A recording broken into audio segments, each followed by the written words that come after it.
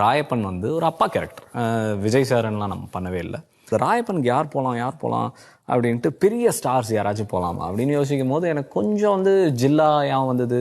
So கொஞ்சம் எனக்கு வந்து தலைவா, ஏன்னா இன்னொரு ஸ்டார் பண்ணும்போது எனக்கு அந்த ரெஸ்ட்ரிக்ஷன் மைண்டில் வந்துகிட்டே இருந்தது. அப்படியே ரொம்ப யோசிச்சுட்டு டக்குன்னு டிசைட் பண்ணேன். அப்பா விஜய் நானே பண்ணேன் எப்படி இருக்கும்னு அசிஸ்டன்ஸ்ட்டை சொன்னேன்.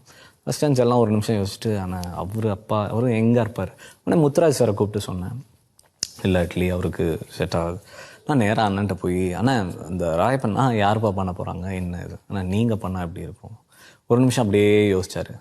செம்ம ஐடியாப்பா, நல்லா இருக்குமே, சூப்பர்ப்பா, எப்படிப்பா பண்ணிடலாம்ல அப்படின்னாரு. அண்ணா பண்ணிடலாண்ணா, நீங்கள் ஓகேனா பண்ணிடலாம்.